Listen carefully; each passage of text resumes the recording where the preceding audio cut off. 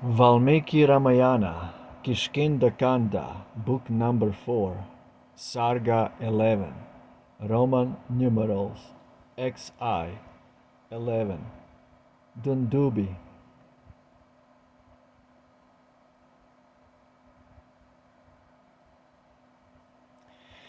I doubt not, Prince, thy peerless might, armed with these shafts so keen and bright, like all-destroying fires of fate, the worlds could burn and devastate.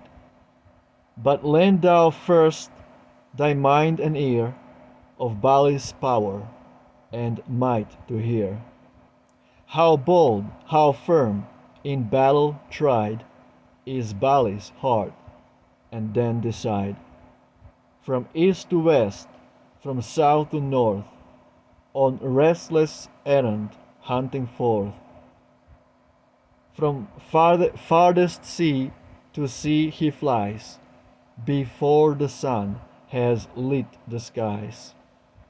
A mountain top he oft will seek, tear from its root a towering peak, hurl it aloft as 'twere a ball, and catch it ere to earth it fall.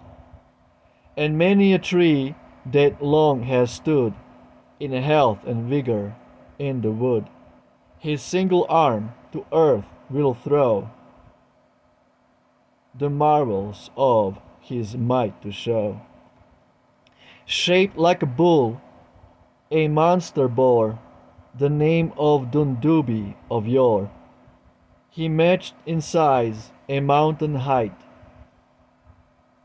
1,000 elephants in might. By pride of wondrous gifts impelled, and strength he deemed unparalleled, to ocean, lord of stream and brook, athirst for war, his way he took. He reached the king of rolling waves, whose gems are piled in sunless caves. And through his challenge to the sea, "Come forth, O king, and fight with me," he spoke, and from his ocean bed the righteous monarch heaved his head, and gave sedate his calm reply to him whom fate impelled to die. Not mine the power," he cried, "to cope with thee in battle tried, but listen to my voice and seek the worthier foe of whom I speak. The Lord of hills, where hermits live, and love the home his forests give, whose child is Shankar's darling queen, the king of snows is he, I mean. Deep caves has he, and dark boughs shade the torrent and the wild cascade. From him expect the fierce delight which heroes feel in equal fight. He deemed that fear-checked ocean's king, and like an arrow from the string, to the wild woods that clothe the side of Lord Himalaya's hills he hied. Then DUNDUBHI, with hideous roar, huge fragments from the summit tore, vast as Airavat, white with snow, and hurled them to the plains below. Then like a white cloud soft, serene, the Lord of Mountains' form was seen. It sat upon a lofty crest, and thus the furious fiend addressed: "Beseems thee not, O virtue's friend, my mountain tops to rive and rend? For I, the hermit's calm retreat, for deeds of war am all unmeet." The demon's eye with rage grew red, and thus in furious tone he said: If thou from fear or sloth decline to match thy strength in war with mine, where shall I find a champion, say, to meet me burning for the fray? He spoke. Himalaya, skilled in lore of eloquence, replied once more, and angered in his righteous mind, addressed the chief of demon kind. The Vanar Bali, brave and wise, son of the god who rules the sides, sways glorious in his high renown, Kishkindha his imperial town. Well may that valiant lord who knows each art of war his might oppose, to thine in equal battle set, as Nemuhi and Indra met. Go, if thy soul desire the fray, to Bali's city speed away, and that unconquered hero meet, whose fame is high for warlike feat. He listened to the Lord of Snow, and his proud heart with rage aglow sped swift away in lighted down and lighted down by vast Kishkindha, Bali's town. With pointed horns to strike and gore, the semblance of a bull he bore. Huge as a cloud that downward bends, ere the full flood of rain descends. Impelled by pride and rage and hate, he thundered at Kishkindha's gate, and with his bellowing, like the sound of pealing drums, he shook the ground. He rent the earth and prostrate through the trees that near the portal grew. King Bali, from the bowers within, indignant heard the roar and din. Then moonlike mid the stars with all his dames he hurried to the wall.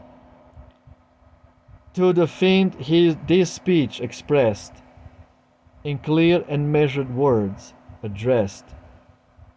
Know me for monarch, Bali styled, of Vanar tribes that roam the wild. Say, why dost thou this gate molest, and bellowing thus disturb our rest? I know thee, mighty fiend, beware, and guard thy life with wiser care. He spoke, and thus the fiend returned, while red with rage his eyeballs burned. What, speak when all thy dames are nigh, and hero-like thy foe defy.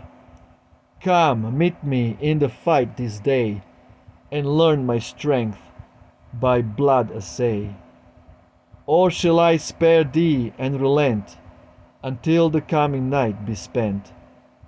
Take then the respite of a night, and kneel thee to each soft delight. Then, monarch of the Vanar race, with loving arms thy friends embrace. Gifts on thy faithful lords bestow, bid each and all farewell and go. Show in the streets once more thy face, install thy son to fill thy place. Dally awhile with each dear dame, and then my strength thy pride shall tame. For should I smite thee drunk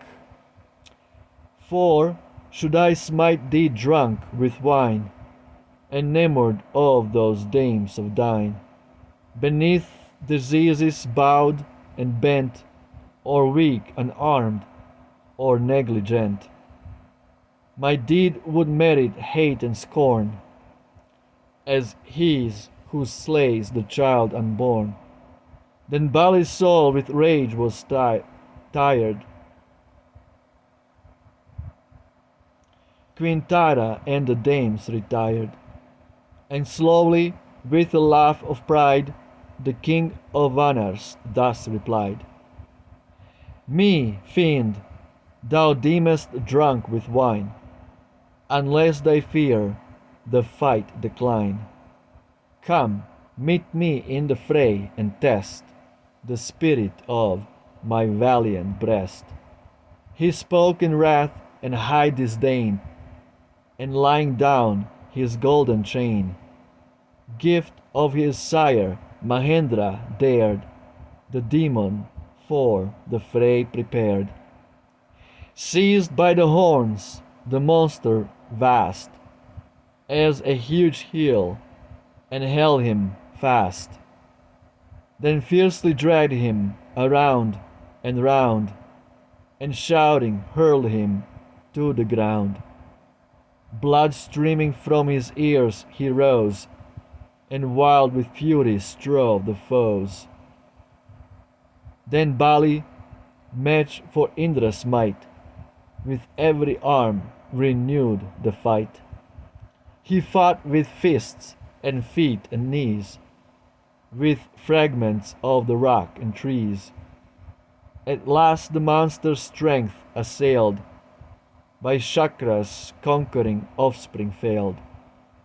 Him Bali raised with mighty strain, and dashed upon the ground again, where, bruised and shattered, in a tide of rushing blood, the demon died. King Bali saw the lifeless corpse, and bending with tremendous force, raised the huge bulk from where it lay, and hurled it full a league away. As through the air the body flew, some blood drops caught by gales that blew, welled from his shattered jaw and fell by Saint Matanga's hermit cell.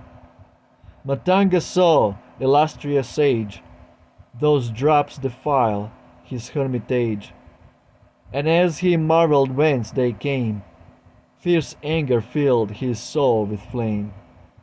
Who is the villain, evil-souled, with childish thoughts unwise and bold? Who is the impious wretch, he cried, by whom my grove with blood is dyed? Thus spoke Matanga in his rage, and hastened from the hermitage, when lo, before his wondering eyes lay the dead bull of mountain size. His hermit soul was nothing slow, the doer of the deed to know.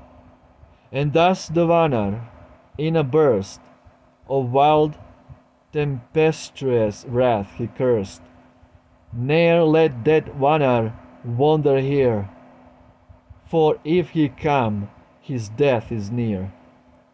Who impious hand with blood has dyed the holy place where I abide? Who threw this demon corpse and made a ruin of the pleasant shade?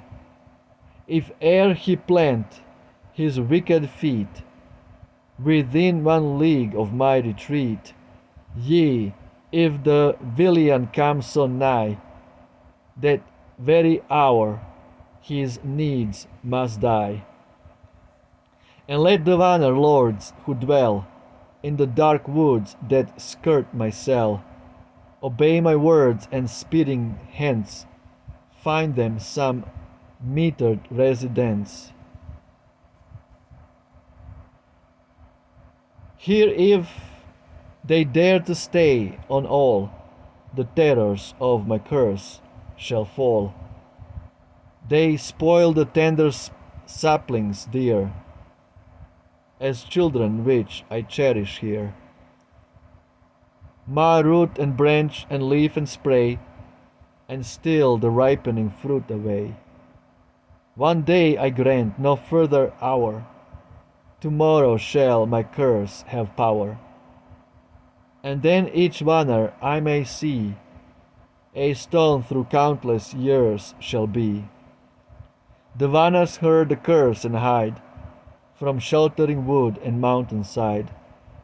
King Bali marked their haste and dread, and to the flying leaders said, "Speak, Vanar chiefs, and tell me why from Saint Matanga's grove ye fly. To gather round me, is it well with all who in those woodlands dwell?" He spoke, the Vanar leaders told King Bali with his chain of gold what curse the saint had on them laid, which drove them from their ancient shade. Then royal Bali sought the sage with reverent hands to soothe his rage. The holy man his suppliant spurned, and to his cell in anger turned. That curse on Bali surely pressed, and long his conscious soul distressed. He still the curse and terror keep, afar from Rishyamukha's steep. He dares not to the grove draw nigh, nay, scarce will hither turn his eye. We know what terrors warm him hence, and roam these woods in confidence. Look, Prince, before thee, white and dry, the demon's bones uncovered lie, who, like a hill in bulk and length, fell ruined for his pride of strength. See those high sal trees 7 in row, that droop their mighty branches low. These at one grasp would Bali seize, and leafless shake the trembling trees. These tales I tell, O Prince, to show the matchless power that arms the foe. How canst thou hope to slay him? How meet Bali in the battle now? Sugriva spoke and sadly sighed, and Lakshman with a laugh replied, "What show of power, what proof and test may still the doubts that fill thy breast?" He spoke, Sugriva thus replied, "See in yonder sal trees side by side, King Bali here would take his stand, grasping his bow with vigorous hand, and every arrow keen and true would strike each tree and pierce it through.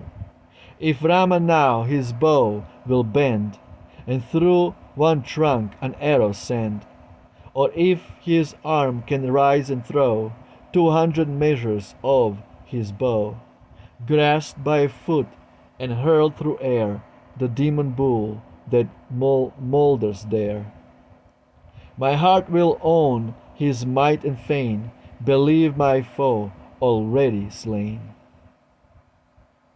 Sugriva spoke, inflamed with ire, scanned Rama with a glance of fire, pondered a while in silent mood, and thus again his speech renewed. "All lands with Bali's glories ring, a valiant, strong, and mighty king, in conscious power unused to yield, a hero first in every field. His wondrous deeds his might declare, deeds gods might scarcely do or dare. And on this power, reflecting still, I roam on Rishyamukha's hill. Awed by my brother's might I rove, in doubt and fear from grove to grove, while Hanuman, my chosen friend, a faithful lord's, may my steps attend. And, faithful lords, my steps attend. And now, O true, to friendship's tie, I hail in thee my best ally, my surest refuge from my foes, and steadfast as the Lord of snows. Still, when I muse how strong and bold is cruel Bali, evil-souled, but ne'er, O chief of Raghu's line, have seen what strength in war is thine. Though in my heart I may not dare doubt thy great might, despise compare. Thoughts of his fearful deeds will rise, and fill my soul with sad surmise. Speech, form, and trust, which not may move, thy secret strength and glory prove. As smoldering ashes dimly show the dormant fires that live below. He ceased, and Rama answered, while played o'er his lips a gracious smile. Not yet convinced, this clear assay shall drive each lingering doubt away. Thus Rama spoke, his heart to cheer. To Dundubhi's vast frame drew near. He touched it with his foot in play, and sent it 20 leagues away. Sugriva marked what easy force hurled through the air that demon's corpse, whose mighty bones were white and dried, and to the son of Raghu cried, my brother Bali, when his might was drunk and weary from the fight, hurled forth the monster body fresh, with skin and sinews, blood and flesh. Now flesh and blood are dried away, the crumbling bones are light as hay, which thou, O Raghu's son, hast sent flying through air in merriment. This test alone is weak to show, if thou be stronger or the foe. By thee a heap of mouldering bone, by him the recent course was thrown. Thy strength, O Prince, is yet untried. Come, pierce one tree, let this decide. Prepare thy ponderous bow and bring close to thine ear the straining string. On yonder sal tree fix thine eye, and let the mighty arrow fly. I doubt not, chief, that I shall see thy pointed shaft transfix the tree. Then come, essay the easy task, and do for love the thing I ask. Best of all lights, the day god fills with glory earth and sky. Himalaya is the lord of hills that heaven their heads on high, that heave their heads on high. The royal lion is the best of beasts that tread the earth, and thou, O hero, art confessed first in heroic worth. Absolutely beautiful. Ramayana Ki Jai. Footnotes 3:35:1. Righteous because he never transgresses his bounds, and over these great tides fidelity presides. 3:35. To Himalaya, the lord of snow, is the father of Uma, the wife of Shiva or Shankara. 3:35:3. Indra, celestial elephant, Airavata. 3:36:1. Bali was the son of Indra, the thunder god. 3:36:2. An Asur slain by Indra. See page 261. Note, he is like Vritra, a form of the demon of drought destroyed by the beneficent god of the firmament. 3:36:1b. Another name of Indra or Mahendra. Absolutely beautiful. Beautiful description of what is actually Rama facing. He's facing a formidable foe, Bali. Super powerful. like King Kong. All these movies, King Kong, there are so many sequels to King Kong. There are so many sequels to Rambo, Ram and Bo. There's so many sequels to the Planet of the Apes. These are all of it coming from Ramayana.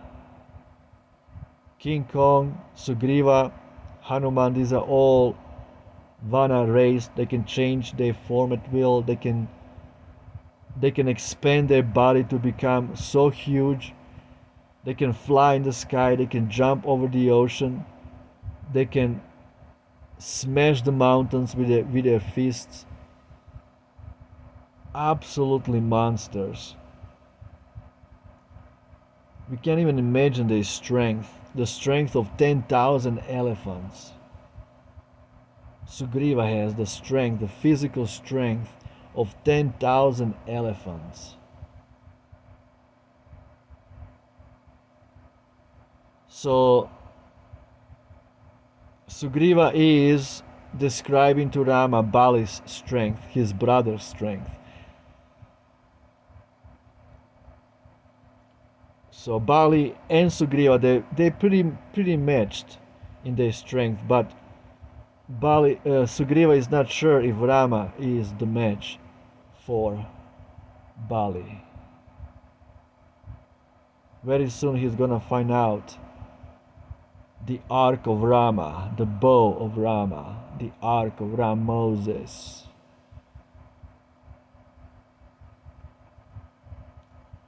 The Ark of Moses, Rama.